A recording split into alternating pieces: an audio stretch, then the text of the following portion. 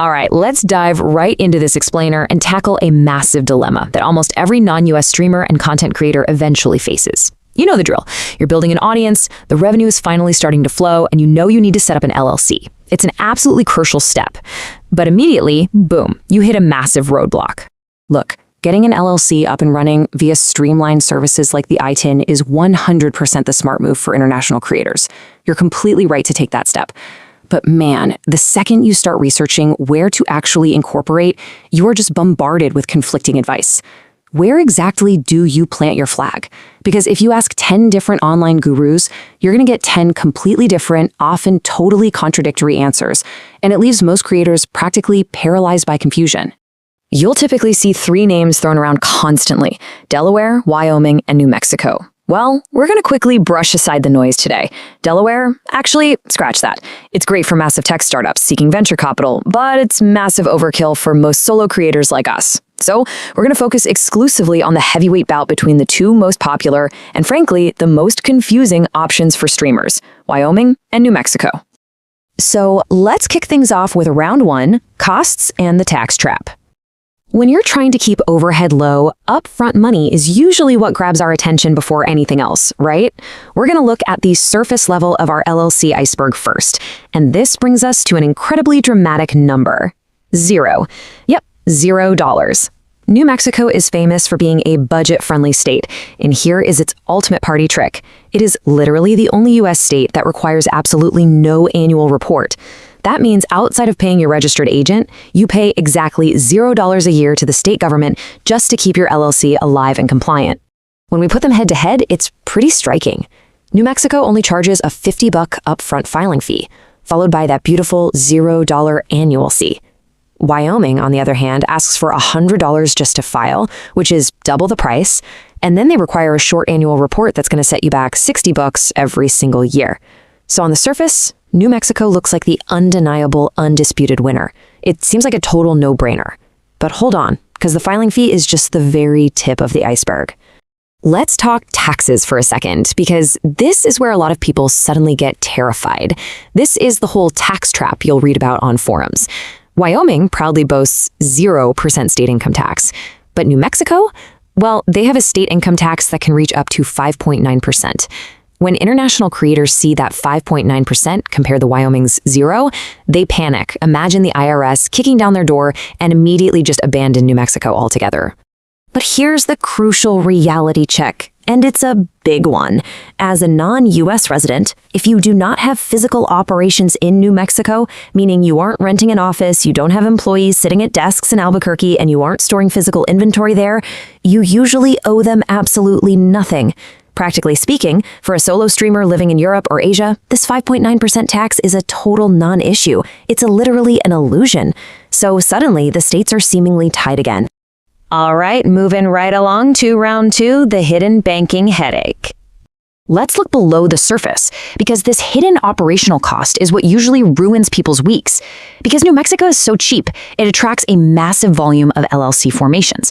It definitely has a reputation as a budget state.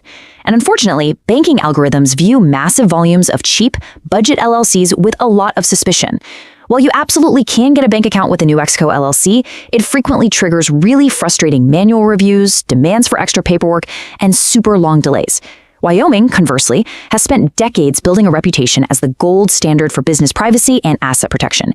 Think about it like this. When modern fintech companies and payment processors like Mercury, Stripe, PayPal, and Relay Financial see a Wyoming LLC come across their desk, they are comfortable. Their algorithms recognize the state's premium reputation, and they'll often just auto-approve your account. If you're a streamer who relies on a Stripe account to process your memberships or a PayPal account to receive donations, being frozen in a manual review for 3 weeks is just devastating. Suddenly, Wyoming's extra $60 annual fee looks like incredibly cheap insurance against losing weeks of your time and your precious cash flow. Next up, round 3, the asset protection wall. We're shifting gears here from just saving your time to saving your actual personal livelihood through a critical legal concept called charging order protection. Think of this as a titanium shield for your life outside of your stream. If someone sues your business, charging order protection dictates that the creditor can only go after the assets inside the LLC. They are legally blocked from seizing the personal assets of the business owner. Single-member LLCs, which, let's face it, almost all solo streamers are, desperately need this specific type of protection to make sure a business lawsuit doesn't cost them their own home. And here is the core difference in legal strength. Both New Mexico and Wyoming offer anonymous LLCs, meaning your personal name isn't plastered all over a public government database. Your privacy is safe in both. But when it comes to that asset protection shield for a single-member LLC, Wyoming is completely unparalleled. It's a battle-tested legal wall that practically guarantees creditors cannot take your personal house, your personal car, or your private savings. New Mexico has protections, yes, but they just aren't as historically ironclad for solo owners as Wyoming's. Okay, let's look at the long game. Round 4, the 3-year cost breakdown. We've talked about upfront fees, sure, but you're building a business for the long haul, right? When you actually factor in the state filing fees, ongoing annual reports, and mandatory registered agent fees over a realistic 3-year timeline, the math becomes super clear. This totally shatters the illusion of New Mexico's unbeatable savings.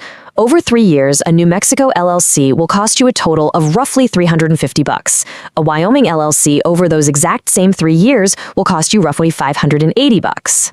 So, the actual grand total difference in cost over 3 full years of running your streaming business is only $230. When you really break that down, it's less than $1 a week. That is the true cost difference we're arguing about here. Crazy, right? So what does this all mean? Let's get to the final verdict and action plan. We've weighed the upfront money, busted the tax myths, talked about the banking algorithms, and checked out the legal shields. Let's bring all these elements together so you can confidently make your choice today.